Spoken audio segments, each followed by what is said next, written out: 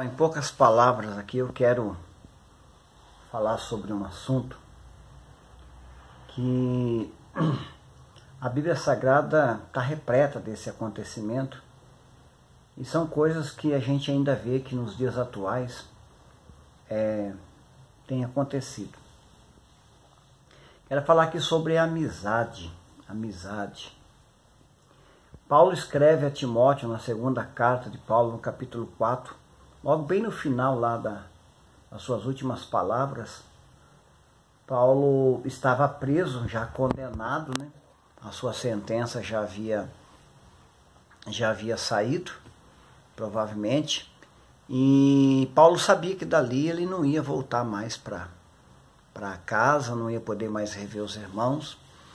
E a gente vê que Paulo faz um pedido a Timóteo ali, né, para trazer ali os pergaminhos, né, que Paulo tinha deixado na casa de campo. Ele também faz um pedido para trazer Marcos, né, João Marcos, que seria muito útil para ele. E só que Paulo faz uma reclamação ali e acerca das amizades, dos amigos, daqueles que deveriam estar junto com ele naqueles momentos.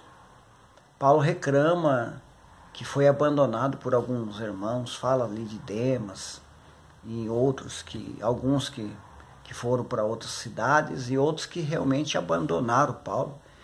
E ele diz que no primeiro julgamento ali, Paulo fala que ninguém acompanhou ele.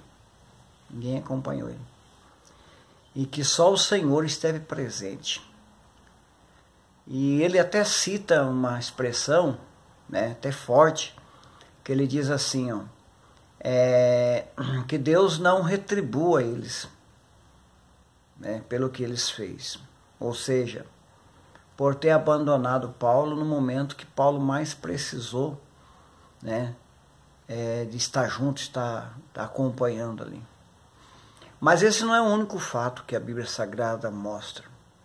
A gente vê aqui o caso de Jó, né? E Jó, a Bíblia Sagrada mostra que ele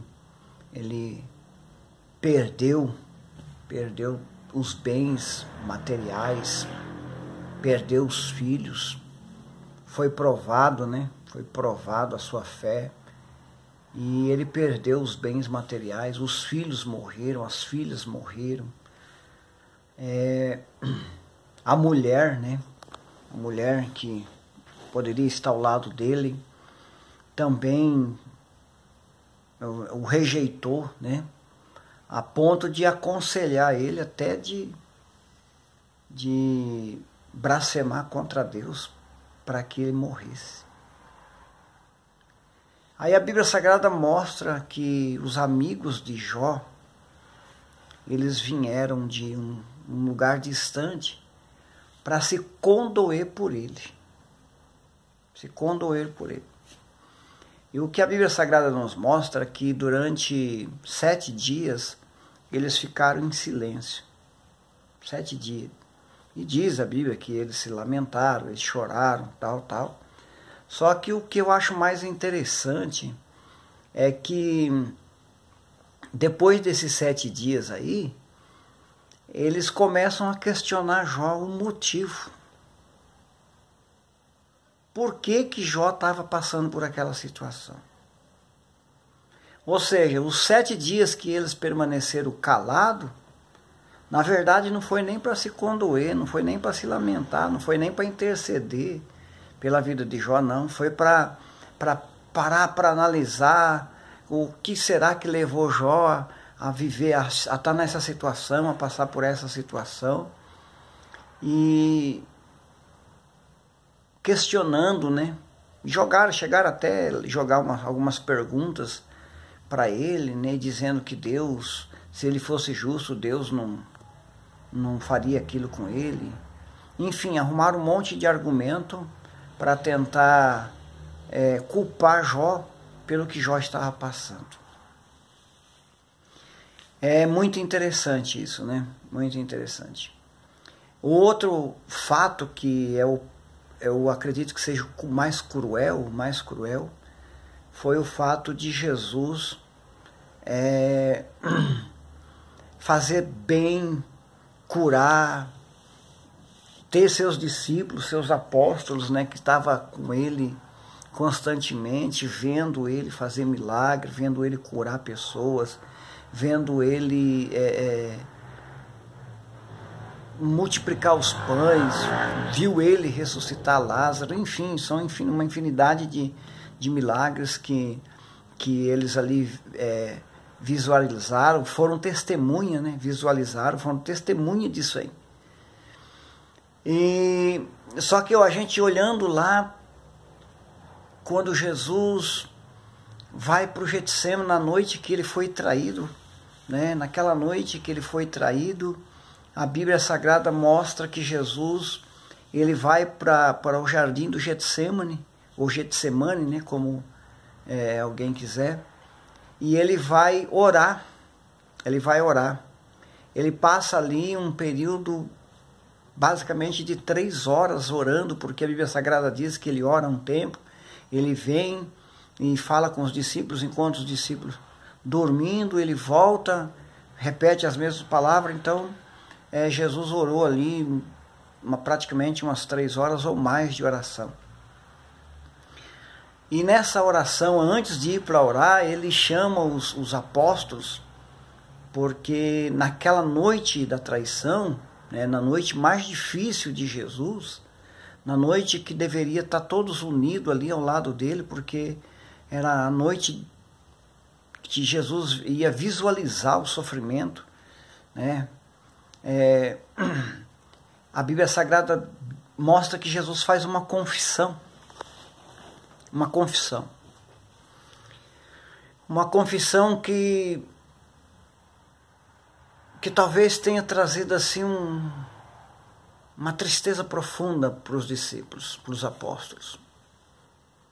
Ele chama Pedro, Tiago e João, e ele diz: a minha alma está profundamente angustiada. A minha alma está profundamente angustiada. E ele vai orar, porque ele sabia que somente através da oração ele ia conseguir, ele ia poder passar por essa situação, né? Mas o que me chama a atenção é a ausência de toda aquela multidão que durante o seu ministério, durante os seus 3 anos e meio praticamente de ministério, caminhava com ele, via os milagres, via Jesus curando, libertando, multiplicando pão. Foram basicamente 5.000 pessoas, né? 5.000 pessoas que foram saciadas com pão lá, né? Com alimento, e outros que foram curados, libertos. Só que nessa noite aí, na noite da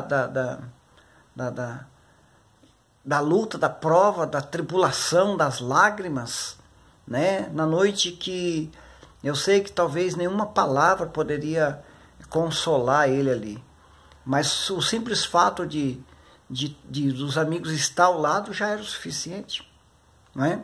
O simples fato de estar ao lado já era o suficiente. E ele não encontra ninguém, só Pedro, Tiago e João, que vão estar com ele ali, vão estar junto com ele, vão estar ao lado dele. Não oraram, né? Porque a Bíblia Sagrada diz que eles estavam muito tristes, e a tristeza acabou trazendo o sono, e eles não oram, mas estão ali do lado, né? Talvez sem entender alguma coisa, sem compreender completamente o que Jesus queria dizer, mas estava lá do lado. E eu fico perguntando, e os demais? Aonde estavam os amigos? Aonde estavam os discípulos? Né? Os discípulos. Que a Bíblia Sagrada diz que depois da ressurreição, Jesus apareceu para mais de 500 pessoas. Então, ou seja, existia muita gente. Existiam muitas pessoas que conheciam Jesus, que foram curados por ele. Onde estavam essas pessoas? Né? Onde estavam essas pessoas? Então nós vemos que em inúmeras passagens bíblicas, nós vemos o homem de Deus, né? O homem de Deus, assim como a gente vê também Elias, né? Lá na caverna, né? Também se lamentando pela situação e sem ninguém para estar ao lado, para estar junto, sem ninguém para estar auxiliando, não é? Então a gente vê inúmeras passagens bíblicas, pessoas que passaram por essa mesma situação, e hoje não é diferente. Hoje, infelizmente, nós somos, assim como no passado, porque Jesus diz assim, vocês me seguem pela comida que eu vos dou, né, pelos milagres que eu faço. Então, ou seja, quando nós temos alguma coisa para oferecer, né, você é rodeado de amigos, rodeado de pessoas que te admiram, rodeado de pessoas que querem estar com você, não é? Mas os momentos da prova, da luta, das tribulações, das dificuldades, as pessoas desaparecem. Elas somem, os amigos desaparecem. Né? Às vezes você fica... até puxa assunto com alguém para ver se uma palavra amiga, alguém que fale, né? Enfim, não estou dizendo que essa é a situação presente, não estou dizendo isso acerca de mim, mas estou dizendo que é uma grande realidade. Estou dizendo que homens de Deus, né, ficaram isolados nos momentos mais difíceis da sua vida. Porém, é nesse momento que nós buscamos aquele a quem nunca nos abandona, né? Que é o Senhor. O Senhor. É o momento que nos leva à oração. Jesus precisou ficar sozinho para poder confessar ao Pai aquilo que a sua alma estava sentindo. Né? Jó precisou passar por essa situação até para avaliar a qualidade das amizades. Vou dizer uma coisa para você. Às vezes você está passando por momentos difíceis, por situações difíceis, e isso até é bom para avaliar a qualidade de amizade que você tem. Né? O quanto você é querido pelas pessoas quando você não tem o que oferecer. Essa é a grande verdade.